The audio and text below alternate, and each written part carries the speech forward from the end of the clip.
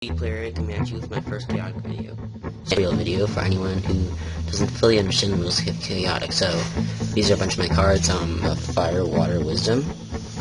Again, outperformed Power 5 and Initiative Fire, so probably gonna go first. I love Ninja, he's amazing. I'm gonna call this my Desert Raiders deck. Ultra rare Headmaster in Kaija. Ooh, these brand once again. Probably my favorite pull today. Elements. This is up YouTube. Speed Player here, coming at you with another match on Trade Cards Online. What is up YouTube? Speed Player here, and what I have is 288 packs of Secrets of the Lost City Alliances Unraveled. What is up YouTube? Speed Player here, coming at you with another chaotic video. So guys, I know it's been however long it was since my last video, probably too long. Those of you who have been with the channel for a while now, you know in the early days there was tons and tons of uploading, but then the last year and a half basically dropped to zero. That's mostly my fault. I haven't felt motivated. Well, this thing, I haven't, like, summer's the only time to do these kinds of videos because it takes a lot of work. Matches are harder to do because I've been going on Trade Cards Online, I've started matches, and a couple players will know this, like, you go on, you start doing the match, and then you can't see what the other person is doing and it just starts glitching out. And it's really frustrating, and then if there's no matches for me to do, because like if I can't play new matches, then there's no new stuff for me to make the match videos, and then I haven't like thought of any new deck ideas at all, so that isn't possible. So I decided to come back to this because I hadn't done it in a while. There's not as many of the awesome cards left to do, but there's still some stuff left to do, and I wanted to give you guys at least one video to look at over the summer as opposed to nothing, so let's hop into it. Alrighty, so one thing that I have completely missed in the previous two episodes with all the ultras and supers and really awesome cards is the most basic yet by far the most used card with every single deck, with every single tribe, no matter what, the Mepedian Balladier's Flute. Simply because in Dawn of Param they give you the Magician's Lyre, which, you know, does a similar thing, gives you a counter, but it starts face down, which is the biggest thing about this gear. Reveal at the beginning of game means you don't have to do anything to get it up, which means obviously it's a free counter. That's what everyone uses it for. Magician's Lyre, you would have to engage with that creature when the game first came out, and then flip it up. And then of course you're fighting with a music caster, which is not what anyone wants to do. And just the doors that it opens up by having +1 counter, it seems so simple, but just think about it. Nadrin High Muge can now cast 3 2-cost Mugics instead of only 2, so, you know, 2 Refrain Denials and a Fluid Fugue, and then any other additional counters you gain, that's going to help you as well. Copon High Muge can cast, let's see, 2 Cannon of Casualties and a Song of Fury, or, you know, a Consuming Cacophony and a Cannon of Casualty along with Improvisational Melody. And Rehab High Muge of the Desert can copy 3 Mugics instead of just 2. So, for example, say one of your other creatures casts a Fanfare of the Vanishing, and you are feeling ambitious and you decided to use all 3 of his counters to copy it on that one creature. That means strike 60, and of course that's just one example of numerous other ones. What else? Karaba is an important one because his ability counts future counters, so giving him 1 extra counter really helps more than you think it would. And just anything really. If you have a creature that only has like 1 counter, but giving the extra counter allows you to cast a really awesome tribal music, like let's go back to Consuming Cacophony. If you have someone with a single counter, an Underworlder with a single counter, and fire, you give an Olmar Parathon Racer the Balladier's Flute, then he can cast it into Cacophony, and then once that goes through, then you can play your burn. That's 40 damage for 2 music counters, not bad. And this entire thing is just so awesome because literally everyone used it. Natural Flume takes extreme advantage of this gear. He gains a counter plus the one you gain. And then, of course, you know, for your opponent, they like it when you have it because then that means they can use their abilities as well. And so, obviously, this thing has changed the game because it's literally used in 99% of the matches. On to the next card. Okay, card number 2 is the Bodil's Dagger, and this is here because one of the things I try to think about when I made a list of these cards is, like, they have to actually have changed the game. So, do people use them a lot? As soon as it was added, did it come into decks a lot? Does it entirely change a deck, or does it change the way people play because they anticipate it? Well, this thing is basically one of the best at that, because when you have Bodil's Dagger in your deck, your entire deck is literally based around Bodil's Dagger. You don't just make an Earth and Water deck and then think, oh, this person doesn't have a gear, I'll just throw on Bodil's Dagger, I'll get plus 10 a couple attacks. No, you literally make the entire deck, and then, okay, it changed the game because now the attacks that this goes with are called Bodil's Dagger attacks. No one calls them non-elemental, non-stat attacks. If I just say Bodil's dagger attacks, everyone knows what I'm talking about. It's just base damage attacks. It literally made its own name for a part of the game. Like, nothing else. Few other things have changed the game in that way. Just create their very existence made something else be named after it. And so yeah, you're only allowed two of them in a deck by the rule of two, but it still changes the entire game. It made every decks. I feel like I'm repeating myself, but like I feel like I can't emphasize this enough.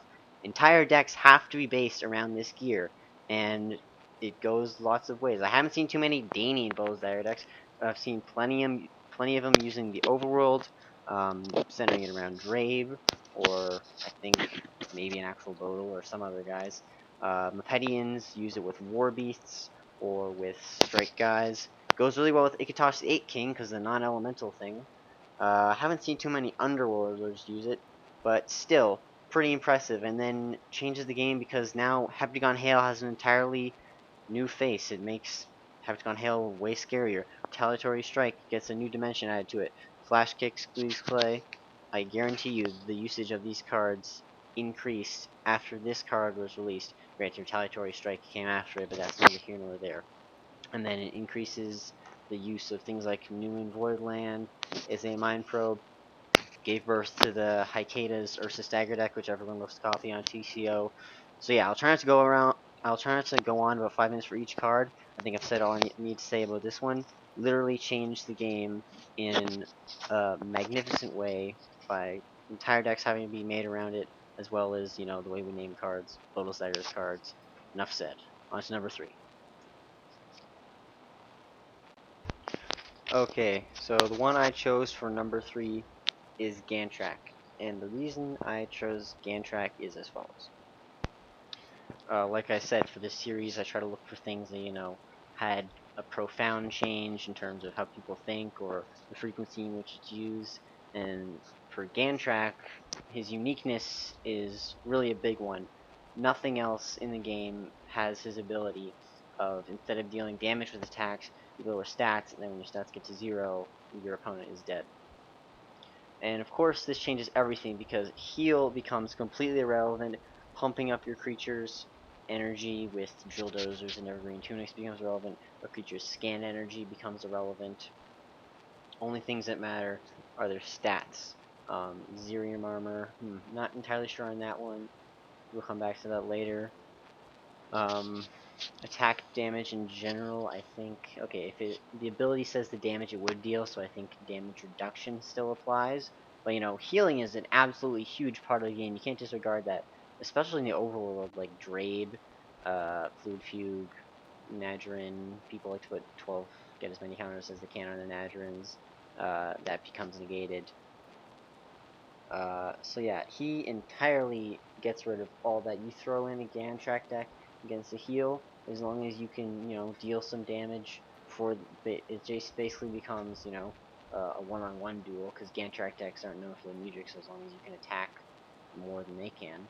And then, plus, any stat deck, you're obviously going to take them down, because you're lowering their stats, so the challenges should go away fairly quickly if you guys have decent stats, and then, once you get below 50, stat checks, pretty much all the good ones go away, so you've got that too.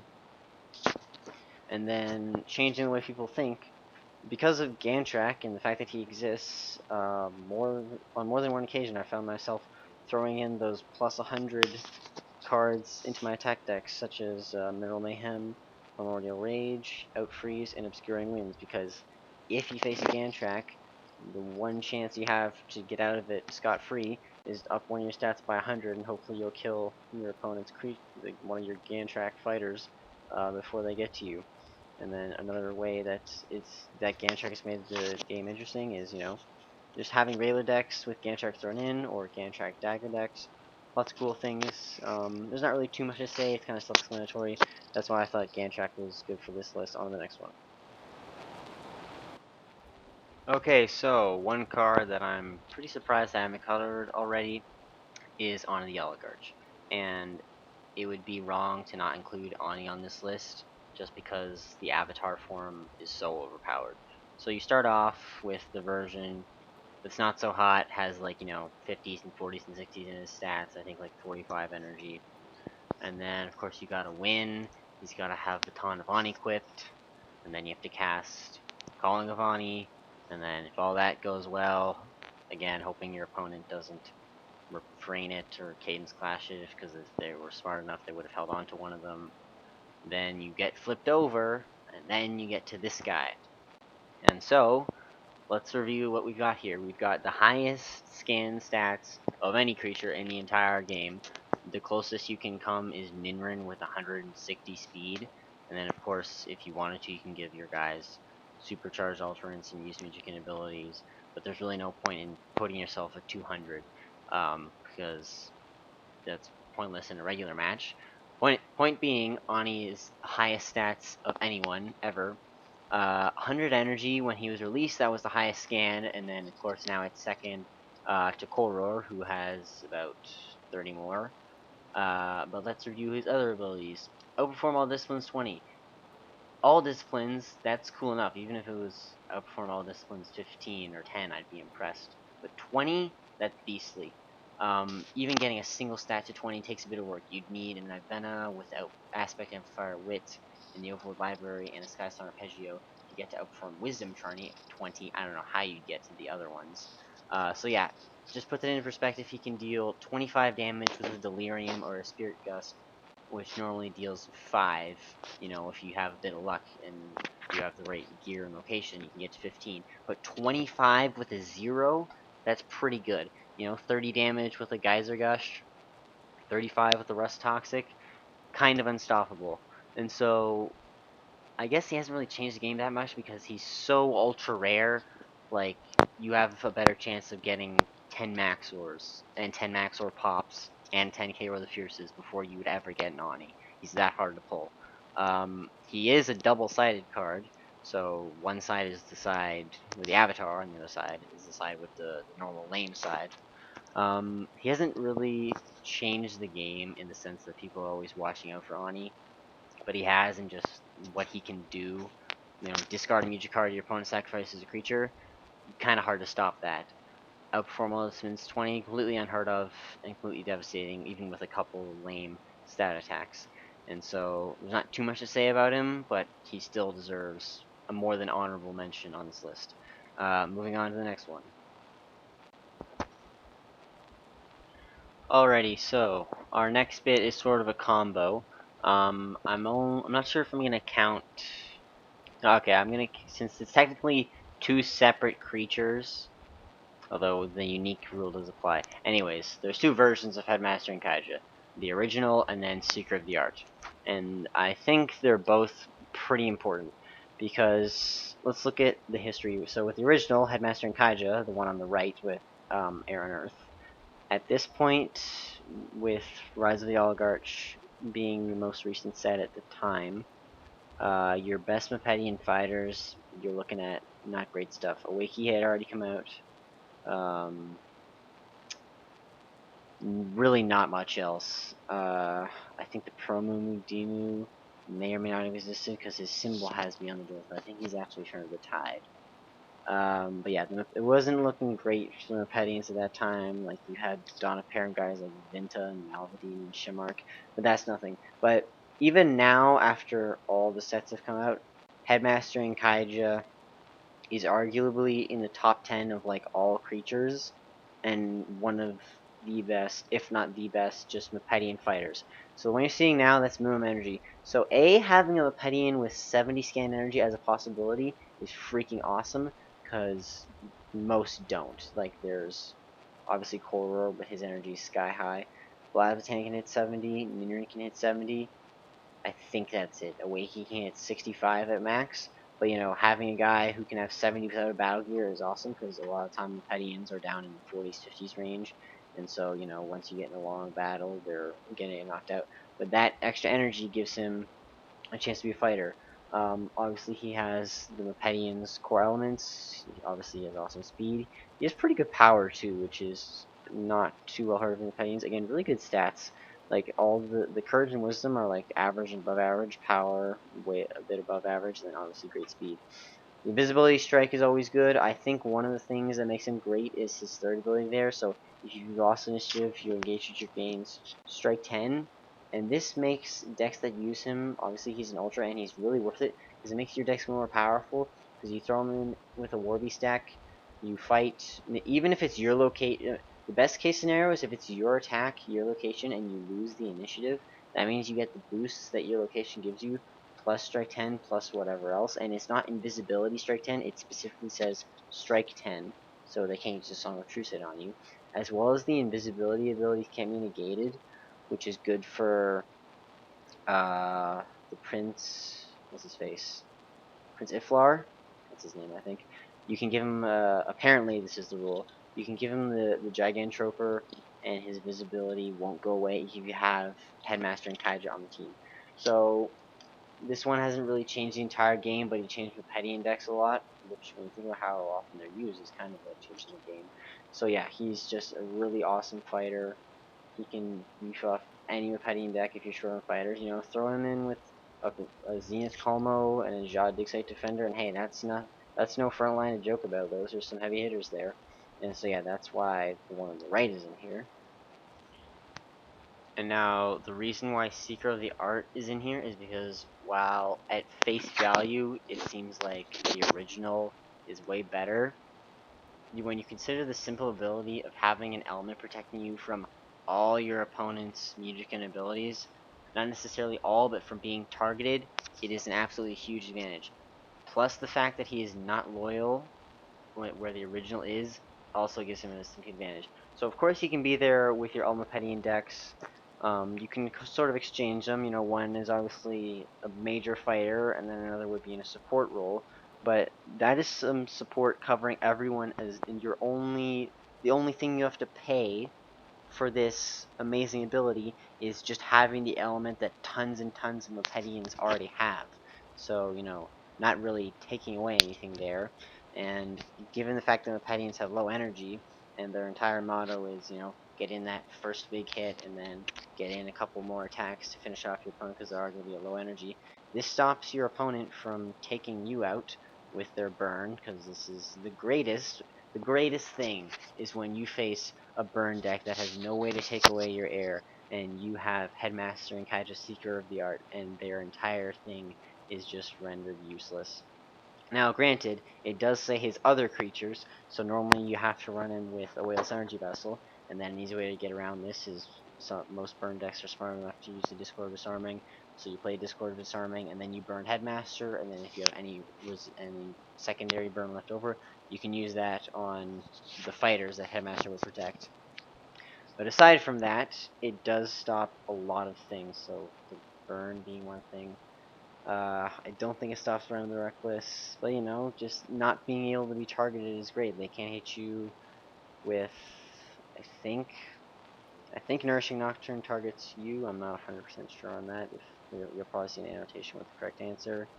But aside from burn, there's other things that hit you that you don't want to be hit with, and so that does change it, because providing this kind of protection that really nothing else does, aside from things that you have to sacrifice. Well, if Jan, you expend air and make somebody untargetable, but untargetable stops your abilities as well. This is one of the only things that stops your opponent from targeting you. And while some other malicious music doesn't really come to mind right now, it's still useful and it has changed the game And, you know, my thermals deck, you can throw Headmaster and Kaija in with other guys that have air, like Gimwe or Monster Defender, or just give somebody air, and then he's already proved himself useful. So yeah, that's why I think they should be in here. And on to the next one. Alright, this video is going to be pretty long, guys, but I'll try to shorten up these next couple ones. One of them that I have chosen is Urbita Flower. And I think this one is a bit understated because Warby decks can be pretty powerful when used correctly, but it becomes hard to use them without Urbita Flower. And that's where Urbita Flower has changed the game, because no other battle gear can just give you 2 music counters for the cost of sacrificing it. Now, my preference is to use them with guys like Appley and Savell because they reduce more recklessness the more counters they have, but it becomes just as useful with super annoying conjurers like Ranon, who are constantly healing guys to energy. So while this hasn't had an absolutely massive impact, I think it has had a significant one in the way that as long as you have this and a Mephian Baladier's Flute and, you know, a Savell, you can basically run a Beastly Warbeast deck or, you know, a Warbeast Strike mix, and you'll be fine because it gives you that versatility of just having to sacrifice one gear. With guys like Koror, you obviously need lots of counters because he's 50 recklessness, so you can give Koror the Rooted Flower, because if your opponent sees that you don't immediately have enough ability to take away his recklessness, they're more likely to attack Koror first if they get the first attack, because they're like, oh, he'll have 20 recklessness, then maybe I can get him. But then, surprise, surprise, you have your Rooted Flower, you flip it up, and now you've got all your recklessness covered, and Koror can go at it. It is also useful because you can just give it to someone else. It doesn't have to be equipped to a conjurer. You're able to sacrifice it and give the counters to a conjurer. So you can have it on someone like Setmech. Oh yeah, one good combo is you have Jintani with other War Beasts. You have Setmech with Urbita Flower. When it's your turn, Setmech flips it up, and then the flower goes to your conjurer, and then Jinhani can fight. You can sacrifice Sekmek, and then use your guys like Blazvatan or whatever to win some other battles. So that's why Review Flower should be in here. And for the next one, I've chosen Interstage Force, which surprisingly I haven't done yet. So yeah. Okay, so Interest is in here because one of my favorite deck types that admittedly I can't do very well is Elementalist, and as soon as she was introduced, Elementalist became that much better. So she's got, let's see, maximum 60 energy, which is pretty good considering the Overworlders are masters of giving creatures extra energy. Same with her ability. So you have her with a Heptat and a couple other strong Elementalists, you're good to go. And then she's only gets stronger when you have Ikatosh, because then you win, she gets more counters, and then with those extra counters, she can use her ability more. And her ability is one of the best healing abilities when you have all 4 elements, because it's not limited by, um, you know, you're only allowed once per turn or only when engaged, whatever. And it doesn't target creatures; it gives everyone that extra energy, because it says creatures you control. And so you have 4 elements, you know, you have even 3 counters on her, boom, that's 60 energy right there that you can get back because Overworld is always recovering counters. As well, her stats are amazing. For an Overworlder, she has, I think, average 75 power. I think you can get to 80 or 85, because all the ones I have and that I've ever physically seen all have 75, so I'm not too sure on the range. Great speed, I think you can hit 75 or 80 speed with her. Again, not 100% of all her stats. But 100 wisdom and 105 courage, even if her power and speed were bad, just those 2 alone make her a super awesome overworlder. So that's why I think she should make this list. She's an awesome elementalist. You don't need to put her with an elementalist deck because she's good with the overworld on her own. She has earth and water, great overworld elements, and of course some of the highest overworld stats, right up there with Tartarex Sai. And yeah, on to the next one, which is Refrain of Denial. Okay, so technically this one hasn't changed the game since it's been around since the very beginning, but the other condition is that the manner in which it affects the game, and it is like one of probably, if not the best music card, like top 5 or top 10 for sure, because the answer to every single ultra rare music that you think is going to save you, or just, you know, any good music, Rhyme Reckless, Melody Mirage, is this. I specifically didn't put the Danian and the Underworld versions in here because those have conditions. This is just literally anything and everything. You think this is why the overworld is so deadly, because of this thing.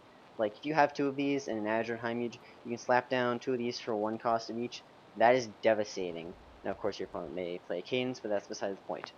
Anything and everything that you try to do with music, this can stop it. Your music is always to give you an advantage, always to help you to win. Well, taking away that helps your when if you have this, you're statistically more likely to give yourself a better chance of winning because something that your opponent has put, considerable time and effort into using, or that they'll probably use as a last-ditch effort to survive, you're taking that away. A knockdown, drag-out fight will get interrupted by music at some point, if there is some, because no one wants to get down to 5 energy. Why would you? If you have 5 energy on heal, you're obviously going to play that heal. And so you know that your opponent will obviously play music, so you'll always have a chance to play this, provided you're not in Grand Special or whatever, but you're always going to have a chance to give yourself an advantage by playing this. Now, of course, it's not you only have this. Lots of people use Cadence, lots of people use Supreme Denial, but it's such an effective card that like stops everything and everything. That's all I have to say. So no Calling of Ani, Rhyme the Reckless, no Melody Mirage, no Unheard Melody that they spent all game trying to get 6 counters for, nothing. And that is why this is on here. So on to our next one. Alright, so this will be our last one of the video, guys, and I have chosen Awakey. And I've chosen him because he is undeniably probably like he flies under the radar a bit, but he has changed the game immensely. And the reason is he completely changed the way you play Mepetians, a lot of people's favorite tribes. You ask fans, everyone loves the overworld. Lots of people love Mepetians. They're pretty fun to use. And he's one of the reasons why. So it's introducing Beyond the Doors, which is the fourth set, so in the middle, or relatively early. And he changed the game because now your strike deck becomes like 40% more powerful. Or no, let's say the average strike guy has 10 strike. You pop in 2 Awakeys, you're literally doubling your power. So no, that's 100% more powerful, more bang for your buck. And let's see, he's an Opedian, he has air 5, and so you're always incentivized to use him. He has a middle energy of 60, max of 65, so super good, giving you extra speed also along with extra damage, which could go in the way of extra damage because of your challenges. And so he has changed the game because he's upping damage big time from the Pedians, become a staple in all the Pedian decks, and just an overall good creature. Good creature. The most cliche thing you can do when making a Pedian deck is make a strike deck with 2 Awakeys and then some other guys, but the reason things become a cliche is because they're overused, and Awakey is overused because he's super good. While it may be annoying to face, he's probably statistically the best thing you can do to help your strike deck.